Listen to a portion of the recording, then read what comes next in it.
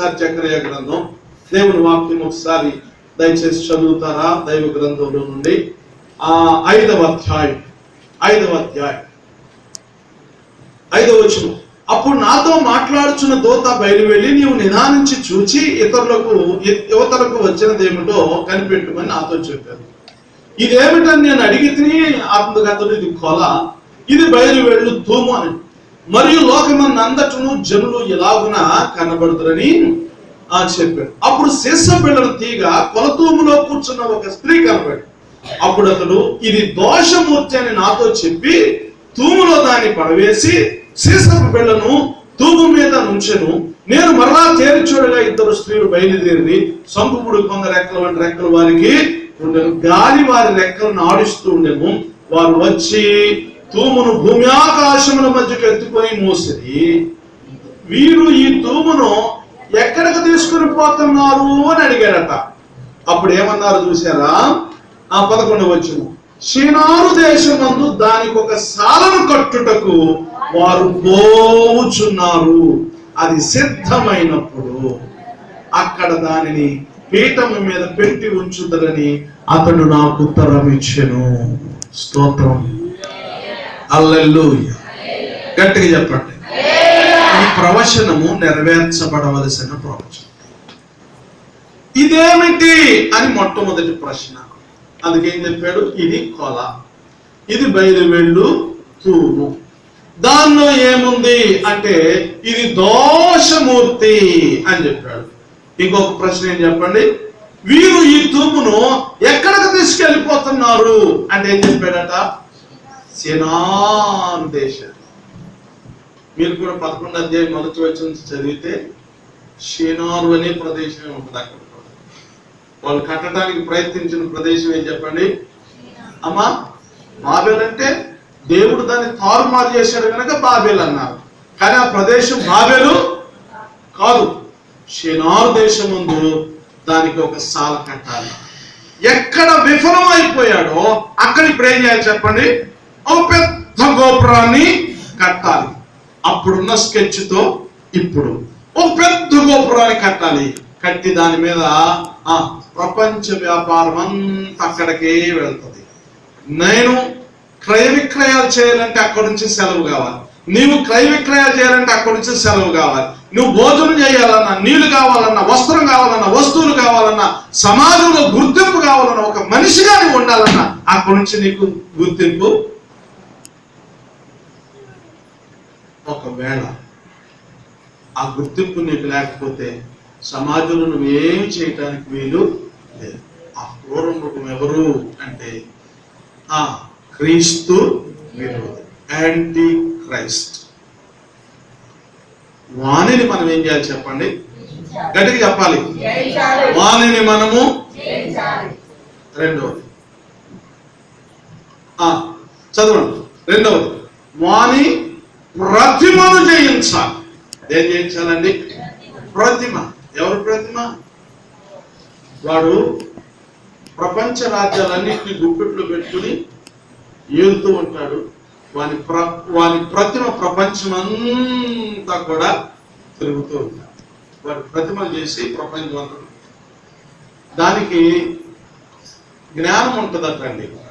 ఏముంటది అంటే ఆయన దగ్గరికి వచ్చినటువంటి వారు ఆ ప్రతిమ ముందు నిలబెడితే ప్రతిమ వారి మనసులో ఏముందో ఆ సంగతిని.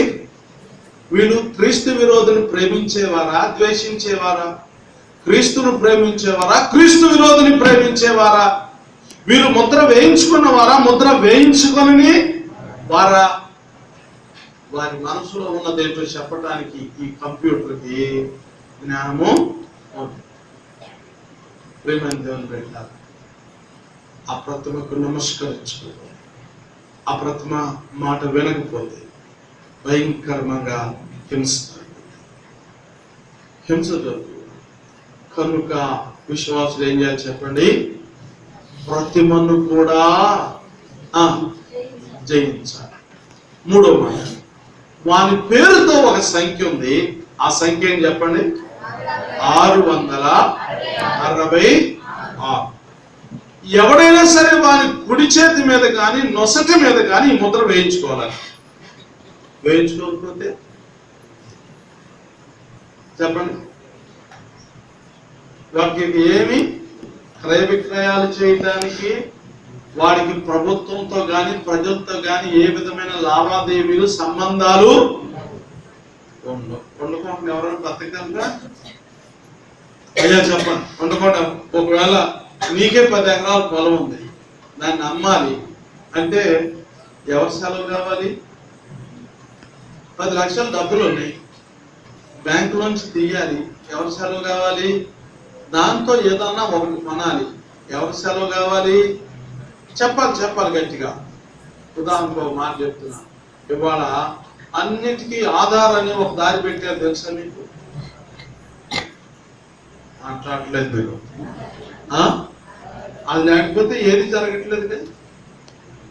కరెంటు బిల్లు దగ్గర నుంచి, బ్యాంకు అకౌంట్ దగ్గర నుంచి, అమ్మే దగ్గర నుంచి, కొనే దగ్గర నుంచి అడిగేది ఏదో తెలుసా మీకు? ఇప్పుడు